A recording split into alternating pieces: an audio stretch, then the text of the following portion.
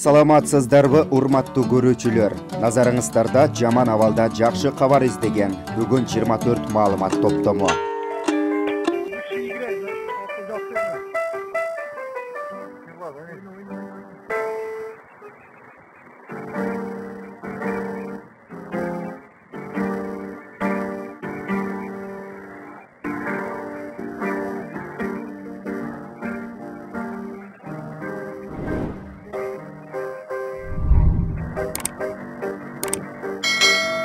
Aytegelerge çalıyordum.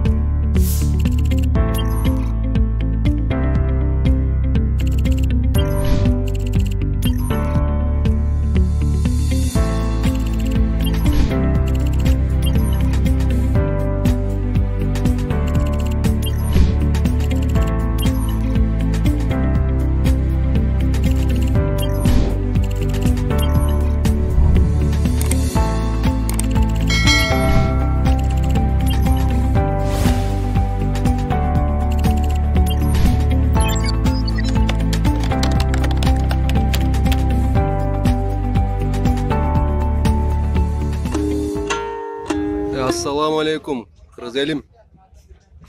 Пропуск менен жүргүлө жигиттер. Бизди камап кетишти мына бир. Миграционный центр ушундай жерлерде жатабыз. Кыргыз балдар, өзбек балдар, тажик балдар. Айлагыла жигиттер.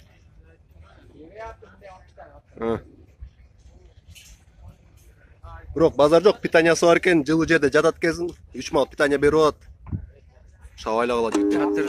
Экс-президент Алмазбек Атамбаев ырдаган ырдын сөзү обону кандай дейсиз? Композитор катары айтыңызчы. Жакшыбы? Кулакка жагымдуубу дегендей.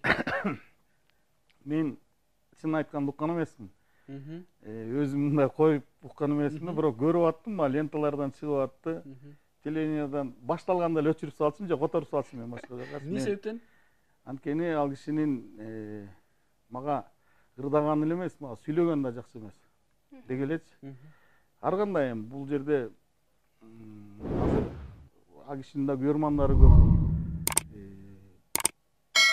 Анан кийин баягы туура эмес эмелер түшүнүктөр көп болбош үчүн айтып коеюн, эми баягы кээ бир адамды уккум келбейт да. Мисалы үчүн ошо уккум келбеген адамдардын бири ошо Атамбаевдин ыры болчу да. Мен анын азыр оонун дагы сөзүн дагы ошон үчүн сындаганга чын айтканда батын албай турам, анткени мен таптак уруккан эмесмин. Мен угуп жүрдүм, баягы бир жерде отурсаң телевизордон коюлуп калат, ошондой да кичине угуп эме кылып жүрдүм, бирок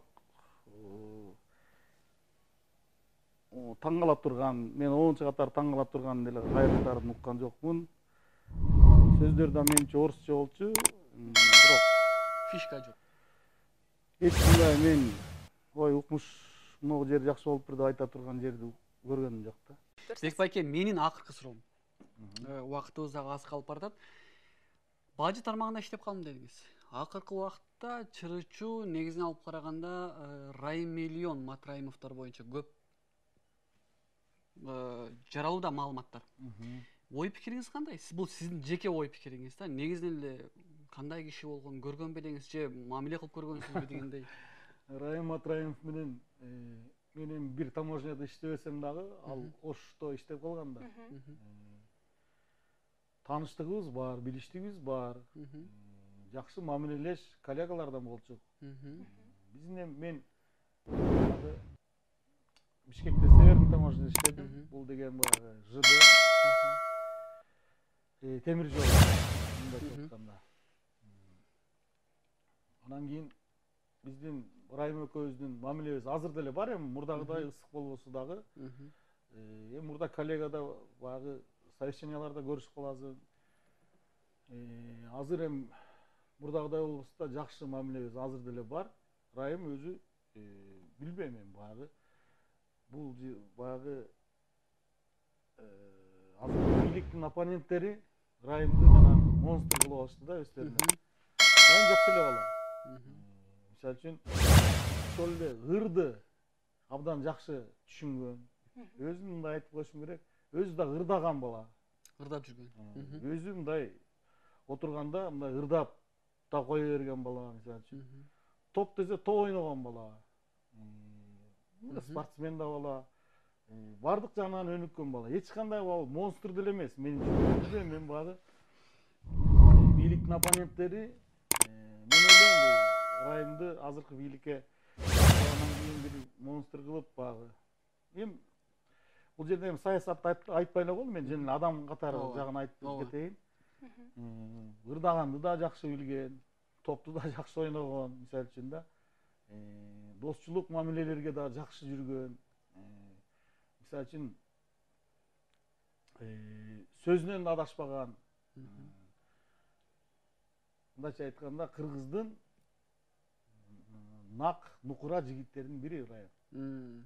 Мен аны Райымды мисалы үчүн азыр эле танып калып, анан азыр эле билип калып, мен аны коргоого алып, анан өзүм бир кызыкчылыктарым үчүн эмес. Көбү мага ошондой комментарийлер жазат да, мен аларга даже көңүл бурбайм. Жанагындай негатив комментарийлергечи. Мен Райымды билгениме канча жылдар болду? Көп жылдар болду. И ошо билгеним боюнча гана мен ой жүгүртөм. Мен ошол сөзүмдү гана айтам да. Ошон үчүн достчулукка да бекем бала. Өзүнүн сөзүн айттыбы, айтканын кылган бала. Анан эң негизгиси ырды да жакшы ырдаган бала. Топту, волейболду, футболду да жакшы ойногон бала. Мен ойлойм. Мындай адамдан эч убакта жаманчылык колунан келбейт да. Зыңкыйган бала Кыргыздын нукура жигити. Түшүнүктүү. Саламатсыздарбы, кутмандуу кечиңиздер менен. Мен Айгерим Расул кызы. Бүгүн ушу менин үй бүлөмдүн атынан жолдошум экөөбүз ушу кайрымдуулук кылдык. Негизи эле буга чейин дайыма эле кайрымдуулук кылып келебиз, бирок эч качан ушул чыгып ачык көргөзчү эмеспиз. Жакында эле ушу чубак ажы айткандай эле ачыкта садака бар экен. Бул башка ушу инсандарга, колунда бар инсандарга стимул болот экен, бизден көрүп үлгү алат экен, башкаларга жардам берет экен. Ошондуктан биз дагы ачык садаканы тартайын деп чечтик. Бүгүнкү күндө 4-5тен балдары бар, эң ошол баягы жакыр үй бүлөлөргө кайрымдуулук болуп атат да. Ошондуктан ар бирине 50 килограмм un, 5 литр май, макарон, сахар жана башка азык-түлүктөрдү элдерге жардам берип жатабыз.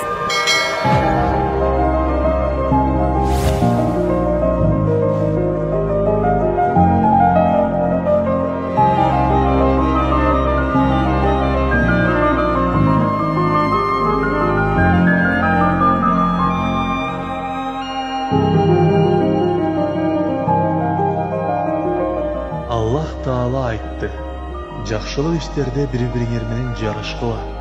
Сооп иштерди биринчи кылгандар бешке биринчилерден болуп киришет.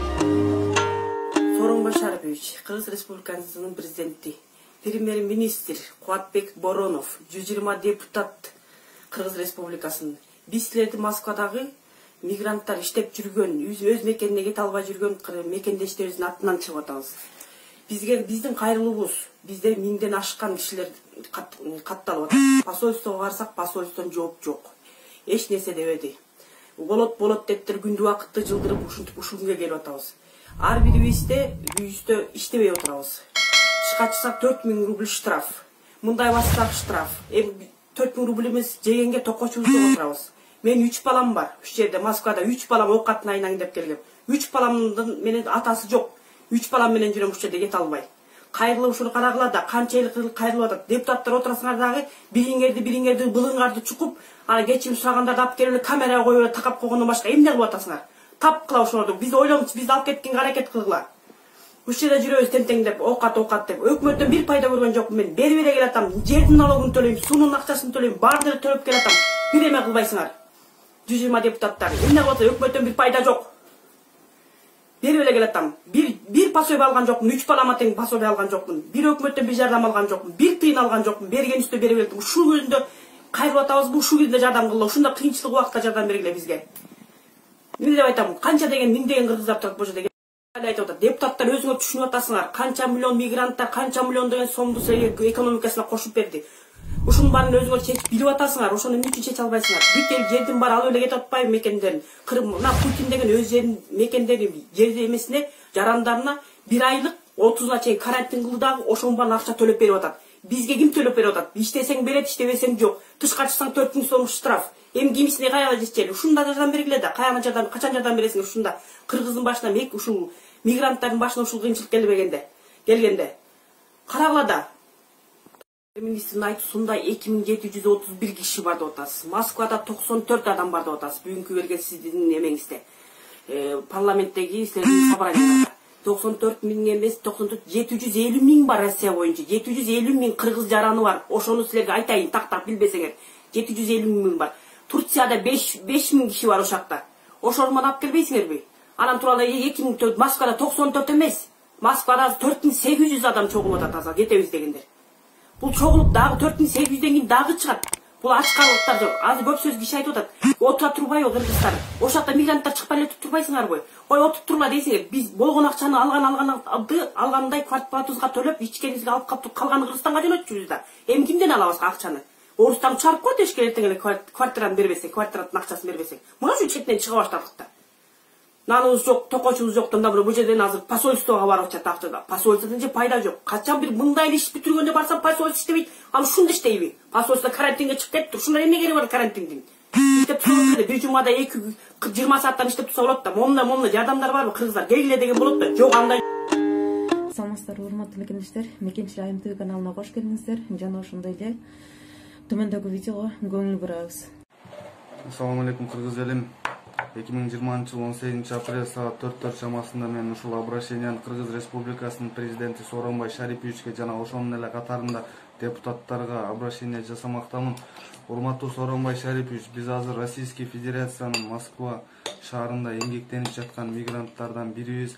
Урматтуу Сооронбай Шарипович, биз азыр 10 күндүн ичинде өтө оор кырдаалга түшкеле калдык. Көчөгө чыксак 4 миңден штраф салат. Урматтуу Сооронбай Шарипович, квартплата төлөй албай көчөдө калган, ачка калгандар, боюнда бар эжелер, балалуу эжелер өтө кыйналып турган кези азыр. Урматтуу Сооронбай Шарипович, биз тиешелүү бул жакта Москва шаарында тиешелүү органдарга кайрылсак эч кимиз эч кандай бир жооп бере албай атат, же болбосо эч кимиз эч кандай бир жардам бере албай атат. Урматтуу Сооронбай Шарипович, менин кайрылуумдун себеби ошол себептен мен сиздин өзүңүзгө кайрылайын дегеним. Менин атым Канатбек болот. Урматтуу Сооронбай Шарипович, ошонго эгер колдон келсе мекендештерибиз ушул жакта жүргөн, кыйналып жаткан мекендештерибизди мекенге кайтаралы, же болбосо бир жакшы жагынан бир нерсени чечип берсек жакшы болмок. Урматтуу Сооронбай Шарипович. Не понимаю, почему президент не берет на себя ответственность и не вводит ЧС. Он лидер страны. Почему он сидит? Он должен принять это решение и ввести чрезвычайную ситуацию. Должен просто. И ввиду вот этой всей ситуации сложившейся. Никаких, я сегодня выступил, опять никаких вообще предложений, никаких. Предприятиям будут выплачивать по 12-100 на работников. 2 зайцев убивать. Типа предприятиям помогает и типа люди, которые работают. Да у нас неофициально людей работает. Он вообще от действительности просто, от действительности отстал человек. У нас неофициально работающее население сколько? А представляете, сколько иммигрантов сидят дома? Они зарабатывали, кушали, зарабатывали, кушали. А сейчас они не работают, а кушать им также хочется. А куда они пойдут? Kanalga жазылууну унутпаңыздар. Биринчилерден болуп маалымат алуу үчүн коңгуроочону басыңыз. Дайыма ден соолукта болуңуздар. Сиздер менен бүгүн 24 маалымат топтому болду.